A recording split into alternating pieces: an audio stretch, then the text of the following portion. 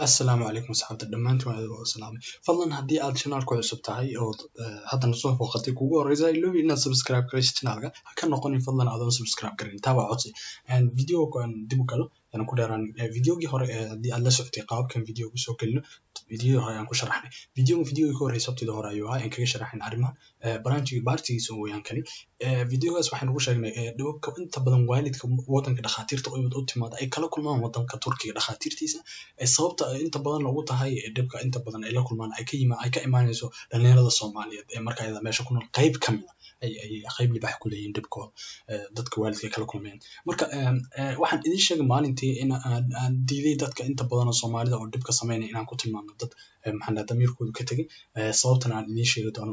videogan marka ayaan isku dayaa inaan wax ka sheego insha Allah waxa kale aad maskaxdaada u deyn waad iga fikirto wanaani kartaa fadlan أنا كعروني because waxaan waa fikir kayga iyo waxaan arkay oo isku daray oo ku sheegayo adigu ka dhex qaado fikirkaaga markaas wad la wadaagi kartaa hoosta anyway waxaa jirta dadka Soomaalida dhakhaatiirta wadanka u imaanay waxa kamid ah dhibka ay kala kulmeen dadka dhalinyarada Soomaalida oo maxaa dhahay markaas ayaga haday noqoto lacagooyin iyo marka fursad waa maray aysan ku dhaafin oo kale uga faa'iideysan sababtu waxay tahay ayaan caawd dulmaray sababta tan saddex u kala qaado qayb waxa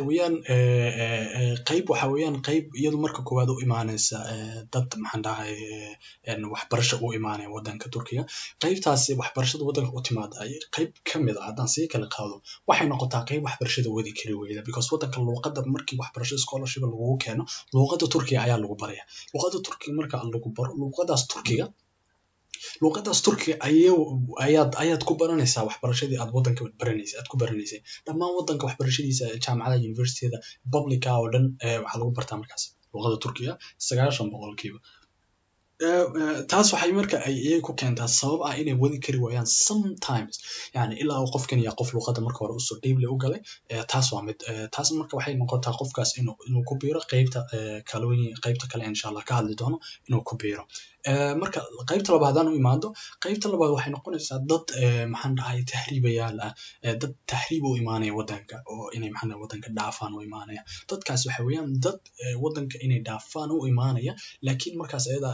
background-goodii uu ka dhisan yahay dhinac walba maxaan dhahay oo sidaas ah then intii lacagta ay sugayeen tusaale ahaan yani buuba soo dhaafay isagoo qofkaasi moodaya inay tahay stepka ugu adag inuu yahay wadankeeni Turkiga loo yimaado kabacdi Turkiga laga sii tahriibinayo stepka ugu adag aysan taas uu haysto then in wadanka yimaado Turkiga kabacdi uu markaas kala kulmo maxaan dhahay dibab kala duwan iyo markaas ilaa inuu bilowdo shaqo walba oo tahriibka ku saabsan inay u bilaabato marka inuu maxaan dhahay markaas dadkii tahriibayaasha qacanta ugu jira inuu dhowr jeer la soo celceliyo sometimes inuu hadduu doonayo ku dhinto wadada dhexdeeda inuu hadduu doonayo la qabto wadamadaas kale lagu xiro yani process dheer buu marayaa wuxuba waa ay wada illegal dhammaantii waa illegal qof halkaas maraya inta marka uu halkaas u socday lacagta kaga baxaysa inay غير macquul noqoto sidaa darteed inuu suugo muddo oo lacagtii kalena ku helay oo laga yaabo in waalidkii wax u shaqo markaa ay u sugay intaas dhexdeeda weeyaan waxa uu sababta ugu kacayo markaasna maxaan dhahay uu uga naqanay qayb kamid ah dadka Soomaalida markaa iyada uu dakaray inuu lacag ka qaato oo maxaan dhahay wax ka qaato haddii aad leedahay muxuu shaqaysan lahayo shaqadii muxuu u qaban lahayaa waxaan ku leeyahay shaqada waxa weeyaan wadanka Turkiga lamid maaha shaqooyinka adduunka kale qayb kamid ah sida tusaalahan USA hadda tusaale kugu soo qaato dadka Mareykanka ku nool oo kale waxa laga yaabaa qofku inuu shaqo helo asaga oo based on yani waxa marka ayada shaqada ku qoran tusaalahan driver yahay inuu ku qoranta marka help oo caawitaan oo sida inaad wax yar masaxdi iyo wax yar saas oo kale inaad maxaan dhahay tahay taasna waxa laga yaabaa inaad ka hesho wadamada Mareykanka iyo dibadaas kale inay iska jilicsan hesho laakiin wadankan shaqooyinkii fudfuda ama shaqooyinka aan u baahnayn waxbarasho oo dhan dadkooda ayaa kortay dadkooda aad u kortay yani iyo dadka kale markaas adiga kaaga horeeyay wadankan laakiin markii noqoto wadankan waxba shaqooyinka skills kala xiriira markaan skills leeyahay xawiyaan background-gaaga waxa aad taqaan waxa aad ku fiican tahay I don't know like computer-ka inaad ku fiican tahay somehow waxa inaad ku designing-ga inaad ku fiican tahay waxyaalahaas oo kale dad kale iyaga kama hadlayo because qofkaas hadduu skill leeyahay skills-ka wada ayaa uga banaan wadanka Turkiga shaqooyinkiisa marka dadka Soomaaliyeedna uma badna dadkaas marka waxayaan dadkii noocaas ahaa qaabkaas ahaa markaas wuxuu ku qasbanaanaya inuu helo wado oo dadkaas maxaan dhahay wado oo dadka ku dhici karo oo illegal sidaa darteed dadka uu dhici karayo waxa weeyaan dadka Soomaalida khaasatan dadka wali aan ama maxaan fahansanin wadanka ama dadka waaweyn maxaan dhahay kuwa qancaya in la dhaco sida dadka waalidka ee ka imaanayo gobollo iyo tuulooyin iyo degmooyin iyo ka imaanayo laga yaabo in weligood arag waxaan se wax isku dhex socdaanayo waxaan kuna khalkhalaya video garaad ku daawan kartaa dhibkaas sababtaas weyn sababta ay roolka uga ciyaarayaan dhalinyaradaas qaybta kuwa kale ee iyo waxbarashada yimaadeen aan kuu sheegay roolkan bay la ciyaarayaan taas waxaa ku dhan qofkii asagu tahriib u imaanayay laakiin reasonka koowaad waxa weeyaan in waddanka markuu u imaanayo moodaya inay tahay waddankani markuu yimaadayo in qofkani tahriibka yani ay u fududaanayso wax walba kabacdi uu laga yaabo isagoo background jilicsan ama oo maxaan dhahay leh ama background aan kasoo bixi karin noloshiisa inta dambe backgroundiga inta dambe maxaan dhahay safarkiisa inta dambe inuu iska soo baxo qofkaas laga yaabo in waddanka Turkiga step u arko marka uu waddanka yimaado saacadaas doodeed inuu arko wax walba inay qaali noqdeen inuu laga yaabo dhowrkii $100 loo ururinayo oo kale inay iska noqoto isaga in lagu dhaho war sariirtaada intaas ka bixi waa la dhacaya laakiin anyway taas maxaan dhahay hadduu de qofkaas uu maxaan dhahay ilaahay ka saara dadkaas gacmahooda waa wanaagsan oo meelooyin fudfud buu aadi karaa laakiin in weli qacantii dadkii tahriibayaasha ku jira kasoo qaad dhibakoo la kulmaya waxa weeyaan qofkaas inuu lagu dhibo hudadiisa inuu maxaan dhahay lacaga aan qayro caadi ahayn lagaga qaato maxaan dhahay inuu waddanka inuu kasi tagaayba ay noqoto wax maxaan dhahay aan la gaari karin ay noqoto in lacagtiisa la bixin karin inaba aan la bixin karin like lagu dhaho processka halka aad ku marayso meesha wadada aad marayso intaas bay ku bixin yani wax غير caadi ah triple everything marka taas waxay keentaa inuu qofkaas backgroundgiisii horena uu maxaan dhahay uusan ka soo bixi karin oo waxa inta hore ay ka soo bixi karin inta horena ay qabteen dadkaas xataa inay laga yaabo inay backgroundgiisa qabasho ayna ka qaban karin awgeed in xataa laga yaabo markuu waddanka imaanay dhulkii ay degnaan loo soo galay hadii la rabo